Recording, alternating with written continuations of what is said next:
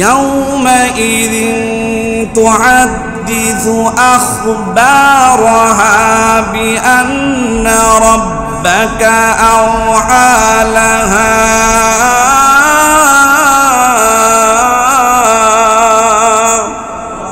সূরা জিলজাল 4 এবং 5 নম্বর আয়াত। আল্লাহ বলেন ইয়াউমাইযিন, ওই কিয়ামতের দিন, তুহাদ্দিসু, জমিন বর্ণনা করে দিবে, আখবারহা, তার যত আখবার, খবর মানে সংবাদ, তার যত সংবাদ ছিল তার উপরে দাঁড়ায় যত গুনাহ হয়েছে, যে যে গুনাহ করেছে জমিন নিজে বর্ণনা করবে। বিআন্না রাব্বাকা আওহা লাহা,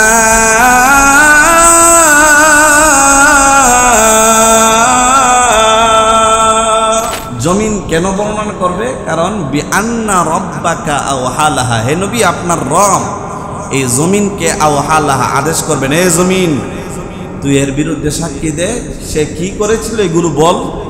তখন জমিন চটপট করে সব বলে দিবে। কেমন পাষাণ হইলে একটা 9 বছরের বাচ্চাকে তুমি দর্শন করতে হবে, আবার মেরেও ফেলতে হবে, আবার মসজিদে রাখতে হবে।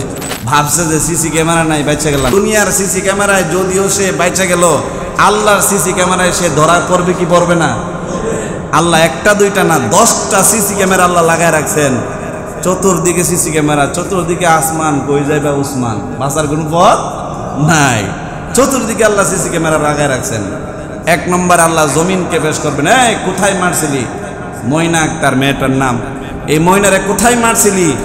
এই জমিন যেই জায়গায় মেয়েটাকে হত্যা করা হয়েছিল, যদি মসজিদে হত্যা করে থাকে সেই মসজিদ আল্লাহর কাছে বিচার দিবে।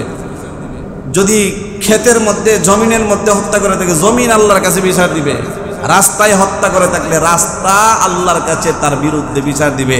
বাঁচার কোনো পথ নাই। দুনিয়াতে যদিও নই সই করে আরেকজনকে ফাঁসায়া পার পায়া যাও, কিন্তু হাসরের মাঠে আরেকজনকে ফাঁসায়া পার পাওয়ার কোনো পথ নাই, ঠিক কিনা বলেন? আল্লাহ পাক রব্বুল আলামিন হাসরের মাঠে যখন আল্লাহর জমিনকে, আল্লাহর বানানো জমিনকে আল্লাহ বলবেন বিআন্না রাব্বাকা আওহা লাহা, আল্লাহ আদেশ করবেন, হে জমিন তোমার বুকে দাঁড়ায় আমার এই বান্দা গুনাহটা করেছিল, যেই গুনাহটা করেছিল আমার বান্দা অস্বীকার করে, আমার বান্দা অস্বীকার করে, তুমি বলে তো জমিন আমার বান্দা কি এই গুনাহটা করেছিল নাকি? ও বাবা, যদি মনের ভিতরে এই বিষয়টা ঢুকাইতে পারেন যে আমার সাথে 10টা সিসি ক্যামেরা আছে, দুনিয়ার কোনো সিসি ক্যামেরা যদিও আমার আশেপাশে নাই, কিন্তু আল্লাহর নিযুক্ত করা 10টা সিসি ক্যামেরা আমার সাথে আছে। যদি কোনো মানুষ তার অন্তরের ভিতরে এই বিষয়টা ঢুকাইতে পারে, ওই মানুষটা যেখানেই যাক গুনাহ করতে পারে না, ঠিক কিনা বলেন? পানির ভিতরে ডুব দিয়েও গুনাহ করতে পারেন না। রমজান মাস, পানির ভিতরে ডুব দিয়া পানি খাইলে কেউ দেখবে না। বাথরুমের ভিতরে গিয়া পানির পিপাসায় পানি খেয়ে ফেললে কেউ দেখবে না। কিন্তু যার ভিতরে এই বিষয়টা জানা থাকবে, আমার সাথে 10টা সিসি ক্যামেরা আছে, এই 10টা সিসি ক্যামেরা আমার বিরুদ্ধে হাসরের মাঠে সাক্ষী দিবে, ওই ব্যক্তি বাথরুমের ভিতরে গিয়া, গোসলখানার ভিতরে গিয়া, পুকুরের ভিতরে গিয়া ডুব দিয়া রমজান মাসে রোজা রেখা পানি খাইতে পারে না, ঠিক কিনা বলেন? ওই ব্যক্তি দরজা বন্ধ করে গুনাহ করতে পারে না। এই বিষয়টা জানা থাকলে গেলে গুনাহ করতে পারে না। ওই ব্যক্তি রাতের আধারে আরেকজনের বাড়িতে চুরি করতে পারে না। ওই ব্যক্তি রাতের আধারে ডাকাতি করতে পারে না, ঠিক কিনা বলেন? যে জাতির ভিতরে এই চিন্তাটা আসবে যে আমার সাথে আল্লাহ 10টা সিসি ক্যামেরা লাগায় রাখছেন, ওই জাতি কখনো মানুষ হত্যা করতে পারে না। কয়েকদিন আগে মুরাদনগর 3 জনকে মেরে ফেলল। এর আগে এক মহিলার ঘরে ঢুইকা মহিলাকে দর্শন করলো। দর্শন করে না তো বা পরকিয়া বলেন, পরকিয়াও কোনো মানুষ করতে পারে না যদি তার অন্তরে থাকে আমার মাওলা আমারে দেখে, ঠিক কিনা বলেন? এই জন্য মুসল্লিয়ানে কেরাম, আমি আপনি আপনারা সকলে মনে রাখবো, 1 নম্বর আল্লাহর নিযুক্ত সিসি ক্যামেরা হলো আল্লাহর জমিন। আল্লাহ বলেন, বান্দা তোমাদেরকে আমি আল্লাহ জমিনের মধ্যে সৃষ্টি করে পাঠাইছি, জমিনের মধ্যে থাকবা। জমিন থেকে কোথায় বাইগা যায় ভাইয়া? মাশারাল জিন্নি ওয়াল ইনসি ইন ইসতাতাতুম আন তানফুযু মিন আকতারিস সামাওয়াতি ওয়াল আরদি ফানফুযু। ও বান্দা, চতুর্দিকে আমি মালিক, আসমান দিয়ে তোমাদেরকে বেষ্টনী করে রেখেছি। যদি তোমরা সক্ষম হয়ে থাকো আসমান ভেদ করে অন্য কোথাও চলে যাও, অন্য কোথাও যদিও চলে যাও, আসমানের বাহিরে চলে গেলেও আমার জমিন থেকে যদিও রেহাই পেয়ে যাও, তবে তোমার সাথে আরো সিসি ক্যামেরা আছে, তোমার মুখ আছে, তোমার হাত আছে, তোমার জিহ্বা আছে, তোমার চোখ আছে, তোমার কান আছে। আমি আল্লাহর যে কোনো একটা সিসি ক্যামেরা তোমার বিরুদ্ধে সাক্ষী দিবে। জমিনের নিচেও যদি চলে যাও, জমিনের নিচে গেলেও সমস্যা নাই, জমিন তোমার বিরুদ্ধে সাক্ষী দিবে না। তবে তোমার সাথে আমি আল্লাহ আরো সিসি ক্যামেরা লাগায় রাখছি, যে কোনো একটা সিসি ক্যামেরার সাক্ষীর কারণে তোমাকে জাহান্নামে জ্বলতে হবে, রেহাই নাই বান্দা, পার পাওয়ার কোনো উপায় নাই। এই জন্য আল্লাহ বলেন বান্দা, এক নম্বরে তোমার দিলের ভিতরে গেঁথে রাখবা, তোমার দিমাগের মধ্যে তুমি গেঁথে রাখবা, এক নম্বর সিসি ক্যামেরা আমি আল্লাহ তোমার সাথে ফিট করে রাখছি, সেটা হলো জমিন। জমিনের যে কোথাও গিয়ে তুমি গুনাহ করবা, জমিন তোমার বিরুদ্ধে সাক্ষী দিবে। জমিনের সাক্ষী থেকে তুমি রেহাই পাইবা না, জমিনের বাহিরে যাওয়ার মতো সক্ষমতা তোমার নাই। এক নম্বর তোমাদের বিরুদ্ধে অথবা পক্ষে সাক্ষী দিবে জমিন। মনে রাখবেন, আজকের ওয়াজ শুধু বিপক্ষে বলতেছে, এই জন্য বিপক্ষে সাক্ষী দিবে না, পক্ষেও হবে। যেই জমিনের মধ্যে দাঁড়াইয়া আপনি সুবহানাল্লাহ বলছেন, জমিনটা আল্লাহর কাছে বলবে, আল্লাহ গো তোমার বান্দা আমার বুকে দাঁড়াইয়া সুবহানাল্লাহ পড়ছে। জমিন আল্লাহর কাছে বলবে, আল্লাহ আমার উপর দাঁড়ায়া দাঁড়ায়া তোমার বান্দা কোরআন তেলাওয়াত করেছিল, আমার উপর দাঁড়ায়া দাঁড়ায়া তোমার বান্দা নেক আমল করেছিল। জমিন বান্দার পক্ষেও সাক্ষী দিবে, সুবহানাল্লাহ বলেন। এই জন্য জমিনের উপর যতদিন চলবো নেক আমলের সাথে চলবো। কিসের সাথে চলবো? আল্লাহ ওয়ালা হয়ে চলবো, আল্লাহ বোলা হয়ে চলবো না। যদি আল্লাহ বোলা হয়ে পাপিষ্ট হয়ে দুনিয়াতে চলি, তাহলে উপায় নাই, উপায় নাই, জমিন আমাদের বিরুদ্ধে সাক্ষী দিবে। নাউজুবিল্লাহ বলেন। তাহলে এক নম্বর সাক্ষী জমিন। এক নম্বর সাক্ষী কি? দুই নম্বর সাক্ষী কিরামান কাতিবিন। আল্লাহ তাআলা সূরা ইনফিতরের 10 নম্বর আয়াতের মধ্যে বলেন, ওয়া ইন্না আলাইকুম লাহাফিজিন, ও ইন্না নিশ্চয় আলাইকুম তোমাদের কাছে, তোমাদের নিকট, তোমাদের উপর, তোমাদের জন্য লাহাফিজিন আমি আল্লাহ নিযুক্ত করে রেখেছি কিছু সংরক্ষণকারী ফেরেশতা। কিরামান কাতিবিন, তাদের নাম কিরামান কাতিবিন, যাদের নাম আপনারা শুনে আসছেন ছোটবেলা থেকে। কিছু ফেরেশতা আছে আমাদের ডান কাঁধে এবং বাম কাঁধে। ডান কাঁধে যে ফেরেশতা, এই ফেরেশতা আমাদের নেকি লেখেন। বাম কাঁধে যে ফেরেশতা, এই ফেরেশতা আমাদের গুনাহ লেখেন। এই ফেরেশতাদেরকে বলা হয় কিরামান কাতিবিন।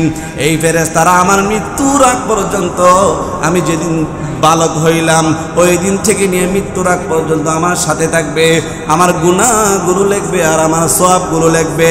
আল্লাহ পাপিষ্ট ব্যক্তির বিরুদ্ধে যখন জমিনকে সাক্ষী হিসাবে দাঁড় করায়া দিবেন, পাপিষ্ট ডাক দেয়া বলবে, আল্লাহ আমি তো এই গুনাহ করি নাই, জমিন আমার বিরুদ্ধে মিথ্যা সাক্ষী দিছে। আল্লাহ বলবে ঠিক আছে, দ্বিতীয় নম্বর সাক্ষী কোথায়, আসো।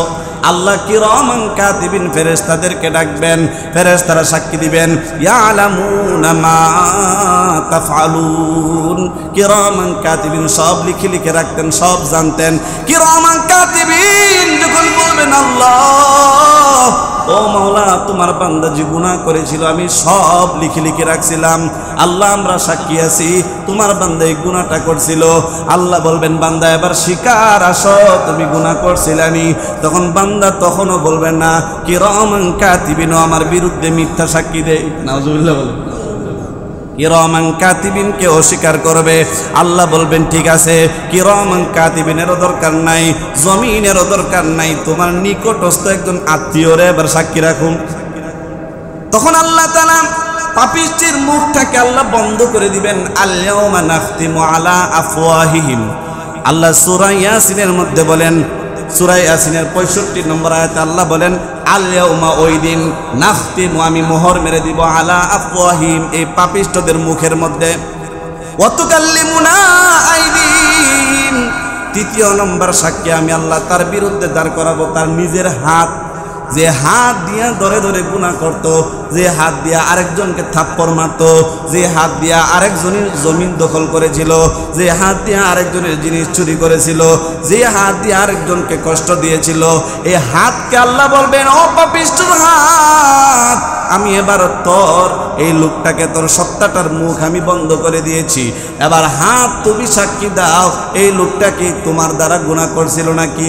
হাত বলবে আল্লাহ তুমি পাপিষ্ঠকে ছাড়িও না, দরকার হলে আমি তার সাথে জাহান্নামে যাব, এরপরে আমি তোমার বিরোধিতা করতে পারবো না, আমি সত্য সাক্ষী দিলাম আমি হাত দ্বারা সেই গুনাহটা করছে। নাউজুবিল্লাহ বলে। এবার সে মুখ দিয়া নানা দিয়া বলবে না না, হাতও আমার বিরুদ্ধে সাক্ষী দেয়। আল্লাহ বলবেন অতাশহাদু আরজুলুহুম বিমা কানু ইয়াকসিবুন। যখন হাতের সাক্ষী অস্বীকার করে ফেলবে, হাতের সাক্ষী যখন অস্বীকার করবে, তখন আল্লাহ তাআলা 4 নম্বরে ওই ব্যক্তিকে, 5 নম্বরে আল্লাহ তাআলা ওই ব্যক্তির বিরুদ্ধে তার পাওকে বলবেন হে পা তুমি সাক্ষী দাও, বলো তোমার দ্বারা সে গুনাহ করেছিল নাকি? তখন পা বলতে থাকবে হে আল্লাহ আমার দ্বারা হেঁটে হেঁটে গিয়ে এই গুনাহটা করেছিল, ওগো আল্লাহ তুমি তোমার এই বান্দাকে ছাড়িও না, দরকার হইলে আমি তার সাথে জাহান্নামে প্রবেশ করব, এরপরেও তুমি তাকে রেহাই দিও না, এরপরেও তুমি তাকে রক্ষা করিও না। আল্লাহ তুমি আমার সাক্ষী গ্রহণ করো, আমি পায়ের দ্বারা হেঁটে হেঁটে গিয়ে গুনাহ করছে, আল্লাহ তোমার বান্দা এই গুনাহটা করছে। পা যখন সাক্ষী দিবে তখন পায়ের সাক্ষীকেও অস্বীকার করবে, পায়ের সাক্ষীকে অস্বীকার করবে, বলবে আল্লাহ আমি তো এই গুনাহ করি নাই। সে না করবে যে আল্লাহ বুঝাইবে যে আল্লাহ আমি এই গুনাহ করি নাই, পা আমার বিরুদ্ধে এমনিতে সাক্ষী দিতেছে। এরপরে আল্লাহ তাআলা আরেকজন সাক্ষীকে উপস্থিত করবেন, যে সাক্ষী তার নিজের সাথে তার বিরুদ্ধে সাক্ষী দিবে। এই সাক্ষীর নাম হলো কান। কি? কান তার বিরুদ্ধে সাক্ষী দিবে। 5 নম্বর, কান তার বিরুদ্ধে সাক্ষী দিবে। যে কান দিয়ে আমরা হেডফোন লাগায় গান শুনতাম, এমন একটা ভাব ধরতাম যে আমি গজল শুনতেছি, এমন একটা ভাব ধরতাম যে আমি তেলাওয়াত শুনতেছি, এমন একটা ভাব ধরতাম যে আমি ওয়াজ শুনতেছি, আসলে আমি গান শুনতেছি। দুনিয়ার কেউ বোঝে না, কিন্তু বুঝে কে? রাতের আধারে শুয়ে শুয়ে আমি গান শুনেছিলাম, এই কান দিয়ে আমি পরনারীর সাথে কথা বলেছিলাম, পরনারীর কথা শুনেছিলাম, এই কান দিয়ে আমি জিনা করেছিলাম। এই জন্য আল্লাহ তাআলা 5 নম্বরে কানকে বান্দার বিরুদ্ধে সাক্ষী দাঁড় করায় দিবেন।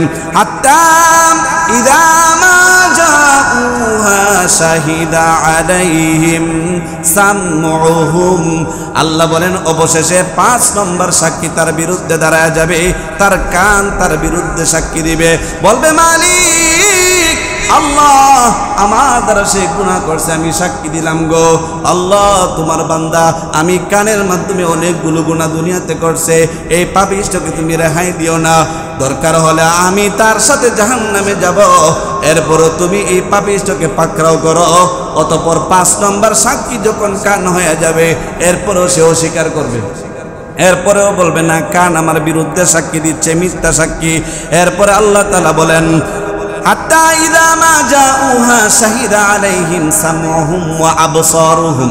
6 নম্বরে আল্লাহ তাআলা বলেন অবশেষে তার চোখ তার বিরুদ্ধে সাক্ষী দিবে, যেই চোখ দিয়া দেখে দেখে সে গুনাহ করত, যেই চোখ দিয়া দেখে দেখে গুনার স্থানে যাইত। আল্লাহ বলেন অবশেষে 6 নম্বরে তার চোখ যখন তার বিরুদ্ধে সাক্ষী দিবে, আহারে এতগুলো সাক্ষী দেখার পরে ওই ব্যক্তি অবাক হয়ে যাবে, ও চোখ তুই কেমন করে আমার বিরুদ্ধে সাক্ষী দেস? আল্লাহ কই চোখ যখন তার বিরুদ্ধে সাক্ষী দিবে তখনও সে অস্বীকার করবে, না আল্লাহ আমি এই গুনাহগুলো করি নাই, চোখ আমার বিরুদ্ধে মিথ্যা সাক্ষী দেই। নাউজুবিল্লাহ বলেন। অবশেষে 7 নম্বর আল্লাহ তাআলা আরেকজন সাক্ষী উপস্থিত করবেন, ওজুলুদুহুম বিমা কানু ইয়ামালুন। চোখের সাক্ষীও সে গ্রহণ করবে না, কানের সাক্ষীও গ্রহণ করবে না, হাতের সাক্ষীও গ্রহণ করবে না, পায়ের সাক্ষীও গ্রহণ করবে না, কিরামান কাতিবিনের সাক্ষীও গ্রহণ করবে না, জমিনের সাক্ষীও যখন গ্রহণ করবে না, এরপরে তার মাথা থেকে পা পর্যন্ত পুরা বডির সব চামড়া তার বিরুদ্ধে সাক্ষী দিবে। চামড়া যেই চামড়ার এত ভালোবাসেন, যেই চামড়ার মধ্যে আমরা ক্রিম লাগাই, যেই চামড়ার মধ্যে আমরা তেল লাগাই, যেই চামড়ার মধ্যে আমরা সাবান লাগাই, চামড়াটা যদি পুইরা যায়, একটু পুইরা গেলে ডাক্তারের কাছে দৌড়ায় যায়, যত টাকা লাগুক সমস্যা নাই, আমার ওষুধ দেন, মলম দেন। ও বাবা, যেই চামড়াটার জন্য এত কিছু, যেই চামড়াটার এত দাম, এই চামড়াটা যখন আমার বিরুদ্ধে সাক্ষী দিবে, জুলুদুহুম, আল্লাহ বলেন তার চামড়া তার বিরুদ্ধে সাক্ষী দিবে। ওয়াকালু লিজুলুদিহিম লিমা শাহিদতুম আলাইনা, তখন গুনাহগার ব্যক্তি ডাক দিয়া বলবে, ওরে চামড়া, দুনিয়াতে তোরে আমি কত মহব্বত করতাম রে, সারাটা জীবন তুই আমার সাথে ছিলি।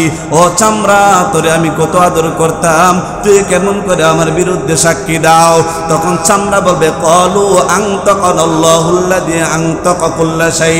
ও পাপিষ্ঠ ব্যক্তি, সারা জীবন তুমি আমাদেরকে দুনিয়াতে আদর করেছিলা, স্নেহ করেছিলা, মায়া করেছিলা, যতন করেছিলা। পাপিষ্ঠ রে, আজকে আমাদেরকে ওই সত্তা কথা বলাইতেছেন, যেই সত্তা সব কিছুরে কথা বলাইতে পারেন। একটা মরা কাঠেরেও আল্লাহ কথা বলাইতে পারেন কি পারেন না? মরা পাথরকেও কথা বলাইতে আল্লাহ পারেন কি পারেন না? সব কিছুতে যিনি সক্ষম, ওই আল্লাহ আমাকে কথা বলাইতেছেন। আজকে আমি চামড়ার জন্য চুপ থাকার কোনো শক্তি নাই, চামড়াও আমার আপনার বিরুদ্ধে সাক্ষী দিবে। ও বাবা, 7 নম্বরে চামড়া যখন আমাদের বিরুদ্ধে সাক্ষী দিবে, তখন আর বাঁচার কোনো উপায় নাই। এরপরেও বান্দা বলবে, আল্লাহ চামড়াও আমার বিরুদ্ধে চলে গেল, আমি এই বিচার মানি না। আল্লাহকে বলবে, এই বিচার আমি মানি না। এরপরে আল্লাহ তাআলা 8 নম্বরে আরেকজন সাক্ষীকে উপস্থিত করবেন, কিরামান কাতিবিন, যে খাতাটার মধ্যে লিখতো, ওই খাতা আমল নামা তার সামনে উপস্থিত করা হবে। উপস্থিত করে আল্লাহ বলবেন, ইকরা কিতাবাক, তুমি তোমার আমল নামা পড়ো। কাফা বিনাফসিকাল ইয়াউমা আলাইকা হাসিবা, আজকে তোমার আমল নামা পড়ার জন্য তুমি নিজেই যথেষ্ট। এই কথাটা যখন বান্দাকে বলবেন, আর আল্লাহ তাআলা পাপিষ্ঠ ব্যক্তির বাম হাতটাকে তার পিছনে নিয়ে যাবেন, পিছন দিকটা পিঠের সাইডটা ছিদ্র করে বুক দিয়া তার বাম হাতটা আল্লাহ বের করবেন। ওরা জহরি, আল্লাহ বলেন তার পিছন দিয়া ঢুকাইয়া বুক দিয়া তার হাতটাকে বের করব। এরপরে আমল নামা তার হাতে দেওয়া হবে। ও দিয়াল কিতাব, আল্লাহ তাআলা ডাক দিয়া বলেন সূরা কাহাফের মধ্যে 49 নম্বর আয়াত, আল্লাহ বলেন ও দিয়াল কিতাব, যখন তার সামনে আমল নামা দেওয়া হবে, ফাতারাল মুজরিমিন, ও নবী আপনি দেখতে পাইবেন যারা পাপিষ্ঠ, মুশফিকিনা মিম্মা ফিহি, এই আমলনামা দেখার পরে এখন তারা থরথর করে কাঁপবে আর বলবে, আরে আমি তো সব দিক থেকে ধরা পড়ে গেলাম, এখন আমার বাঁচার উপায় কি? সে কাঁদতে থাকবে। এবার ভয়ে ভীত সন্ত্রস্ত হয়ে যাওয়ার পর বুঝার আর বাকি নাই এই গুনাহগার এখন ধরা পড়ে গেছে। এবার যখন তরতর করে কাঁদবে, আমার আল্লাহ ডাক দেয়া বলেন, ওগো নবীজি, ওয়াকুলুনা ইয়া ওয়াইলাতানা, ওই দিন এই পাপিষ্ঠ ব্যক্তি এই আমলনামা দেখার পরে বলতে থাকবে, হায় আমার আফসোস, মালি হাদাল কিতাব, এটা আবার কেমন কিতাব গো, লা ইউগাদিরু সগীরাতা ওয়ালা কাবীরা, এই কিতাব তো ছোট বড় সগীরা কবিরা কোনো গুনাহ বাকি রাখে নাই। লা ইউগাদিরু সগীরাতা ওয়ালা কাবীরাতান ইল্লা আহসাহা, সব গুনাহ হিসাব করে করে রাখছে। আহারে, এখন সে গুনাহগার ব্যক্তি বুঝতে পারবে তার বাঁচার আর কোনো উপায় নাই, এবার সে সারেন্ডার করবে। আল্লাহ বলবেন, না ও বান্দা, তুই সাক্ষী মানুষ নাই, এতক্ষণ পর্যন্ত আমি আল্লাহর সাথে তুই তর্ক বিতর্ক করেছ, তোর জাহান্নাম ছাড়া উপায় নাই। তবে শুনে রাখো, 9 নম্বর আরেকজন সাক্ষীর কথা তুমি শুনো, রব্বিকা আন্নাহু আলা কুল্লি শাইইন শাহীদ, ও বান্দা তোর সাক্ষীর জন্য আমি আল্লাহ কি যথেষ্ট ছিলাম না? আমি আল্লাহ তো যথেষ্ট ছিলাম। যখন তোকে জাহান্নামে যাইতে বললাম, তখন যদি তুই সিলিন্ডার করতে, আমি আল্লাহ তোকে মাফ করে দিতাম। আমার নেককার বান্দাকে আমি জাহান্নামে তার আমলনামা দেখানোর পরে সাথে সাথে আমি আল্লাহর সাথে সিলিন্ডার করছে, আমি আল্লাহ তারে মাফ করে দিয়েছি। ও পাপিষ্ঠ ব্যক্তি, আজকে তুমি আমার সাথে তর্ক করেছ, আজকে তুমি আমাকে বিনা দলিলে মানো নাই। যারা বিনা দলিলে আল্লাহরে মানে নাই, আল্লাহর সাক্ষী গ্রহণ করে নাই, আল্লাহ ডাক দেয়া বলবেন, আওয়ালাম ইয়াকফি বিরাব্বিকা আন্নাহু আলা কুল্লি শাইইন শাহীদ, আমি আল্লাহ তো যথেষ্ট ছিলাম তোর বিরুদ্ধে সাক্ষী দেওয়ার জন্য, এরপরও এতগুলো সাক্ষী তুই কেন দেওয়াইলি? অতঃপর ওই ব্যক্তি মনে করবে, আরে আল্লাহ যদিও আমার বিরুদ্ধে আজকে পাষাণ হয়ে গেছে, আল্লাহ যদিও আমার বিরুদ্ধে আজকে কঠোর হয়ে গেছে, মনে হয় রহমাতুল্লিল আলামিন দয়ার নবী মায়ার নবী আমার পক্ষে আজকে সাক্ষী দিবে। এই জন্য আল্লাহ বলবেন, যা তোর কোনো সাক্ষী থাকলে নিয়ে আয়। বান্দাটা দৌড়াবে, আল্লাহর নবীকে খুঁজবে। আল্লাহর নবীকে খোঁজার সময় বান্দা যখন আল্লাহর নবীর কাছে যাইতে চাইবে, তার সামনে পর্দা পড়ে যাবে। নবী তখন বলতে থাকবেন, সুহকন সুহকন, আমার কাছ থেকে দূর হয়ে যা। আল্লাহর নবীও ওই দিন তার বিরুদ্ধে সাক্ষী দিবে। ইয়াউমা নাদউ কুল্লা উনাসিম বিইমামিহিম, আল্লাহ বলেন হাসরের মাঠে প্রত্যেক উম্মতকে তাদের নেতা সহ তাদের নবী সহ আমি আল্লাহ উপস্থিত করব। তারা গুনাহগার পাপিষ্ট হইলে তাদের নবীও তাদের বিরুদ্ধে সাক্ষী দিবে। অবশেষে 10 নম্বর সাক্ষী আল্লাহর নবীও তার বিরুদ্ধে সাক্ষী দিবেন। নবী যখন তাকে দৌড়ায় দিবেন, ওই পাপিষ্ট ব্যক্তির কোনো উপায় থাকবে না, ঠিক কিনা বলেন? অবশেষে পাপিষ্ট ব্যক্তি আল্লাহর কাছে ফিরে আসবে আর বলবে, আল্লাহ দেন, আমার আমলনামা আমার কাছে দিয়া দেন। আল্লাহ বলবেন, ওয়া আম্মা মান উতিয়া কিতাবাহু বিশিমালি, যখন পাপিষ্ট ব্যক্তির বাম হাতের মধ্যে আমলনামা দেওয়া হবে, ফায়াকুলু ইয়া লাইতানি লাম উতা কিতাবিয়া, পাপিষ্ট ব্যক্তি বলবে, হায় আফসোস, যদি আমার আমলনামা আজকে আমাকে না দেওয়া হতো। ওয়ালাম আদিরি মা হিসাবিয়া, আজকে যদি আমি আমার হিসাব না জানতাম এটাই ভালো হইতো। ইয়া লাইতাহা কানাতিল কাদিয়া, হায় আমার আফসোস, আমি যে মারা গেছিলাম এই মারা যাওয়াটাই যদি চূড়ান্ত হয়ে যাইত, এরপরে যদি আমাকে আর না উপস্থিত করা হতো, না জীবিত করা হতো, কতই না আমার জন্য ভালো হইতো।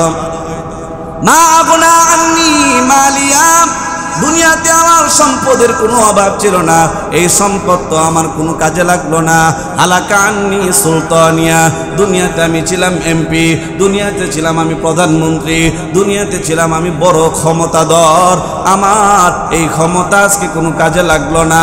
হালাকা আন্নি সুলতানিয়া, আমার রাজত্ব শেষ হয়ে গেল, আমার ক্ষমতার কোনো পাওয়ার নাই, আজকে আমার সব শেষ হয়ে গেল রে। তখন আল্লাহ ডাক দিয়া বলবেন, খুদুহু ফাগুল্লু, ও ফেরেশতারা, এই তর্ক বিতর্ককারী এই বান্দাকে পাপিষ্টকে তোমরা ধরো, ধইরা তার গলার মধ্যে বিড়ি লাগাও। সুম্মাল জাহিমা সাল্লু, এরপর তাকে জাহান্নামের মধ্যে নিক্ষেপ করো।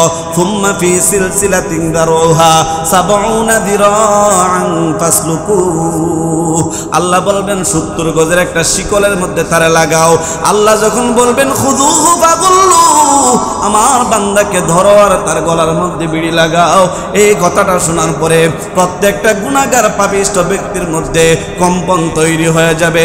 আল্লাহ ফেরেশতাকে বলবেন, খুযুহু, তাকে ধরো।